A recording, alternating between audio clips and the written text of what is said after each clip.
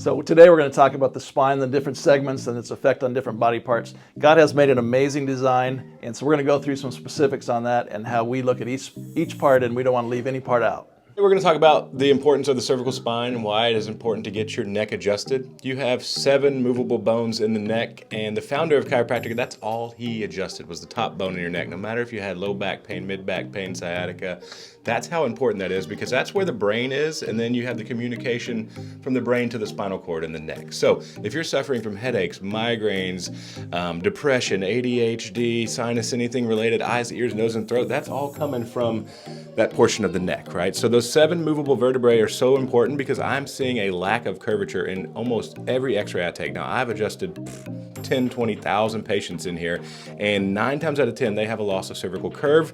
This is my x-ray when I started here 10 years ago, and you could see coming out of college, playing sports, I had a loss of cervical curve. So just because I'm a chiropractor doesn't mean that I don't need to get adjusted as well. Now, good thing is we caught this at an early time where there's not a lot of arthritis degeneration present, but people don't feel pain. They don't think they have a problem. They let this go for another 10, 20 years. Now they have arthritis, degeneration, pressing on those nerves that go to the heart, they go to the lungs, they go down the arms, they get numbness and tingling in the hands. That's when they usually come into me, and it's almost too late.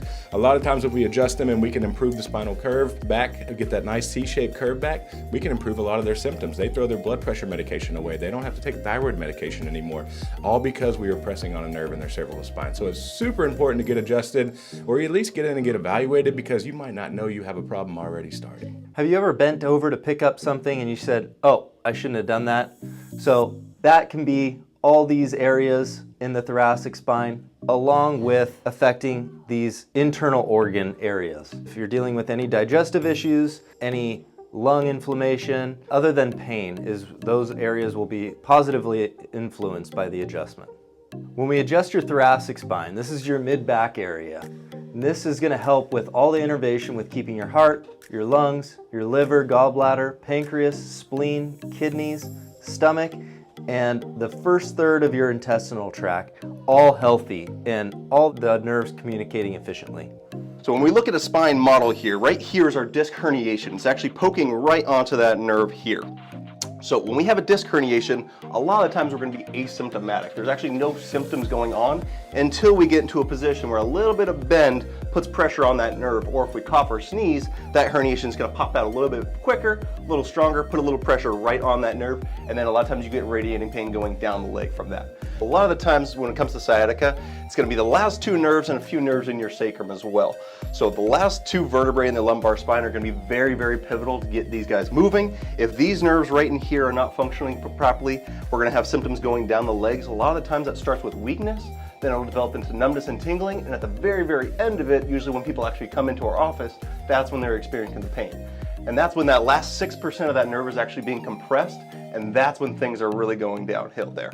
So if our low back is not functioning properly in rotation, flexion, and extension, all these motions, we're going to experience low back pain, hip pain, pain going down the leg, then it will eventually turn into nerve pain. But the L1, 2, and 3 are going to be very pivotal for a lot of people that hinge for a lot of their times. If you're sitting in a desk all day, we aren't hinging properly, a lot of times we're stuck in this position. So one of my favorite adjustments is to get the L1 to push forward just a little bit, and it helps with that lordotic curve to keep things moving properly. As we're thinking about the spine, the foundation of the spine is the pelvis. The legs come in, and if this pelvis is twisted, that's going to do several things. It can wear out the hip joints faster, or hip replacements are a thing that can be avoided most of the time.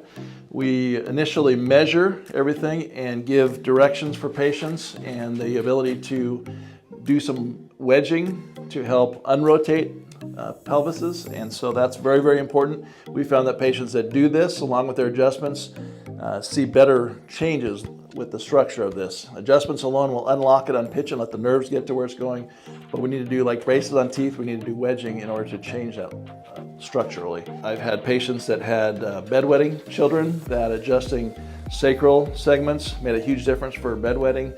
We've had lots of patients that have been pregnant that had babies that were not getting into position correctly, and so with the Webster's technique, we've had great success at helping the pelvis align with the rib cage so that the uterus, the womb, can be opened up so the baby can get into position correctly. So there's lots of different ways of adjusting the pelvis. We can do drops, we can do side posture, but it's very important because it affects so many things. People talk about hip pain. It can be the femurs where the legs come in, but also these joints are the sacroiliac joints that definitely can get inflamed and irritated, and so adjusting those in the proper position and into alignment is going to be very helpful. There also is a sacroiliac belt that we have several of our patients use. Our goal is to help you live your best life possible, so come and get adjusted. We can't wait to serve you.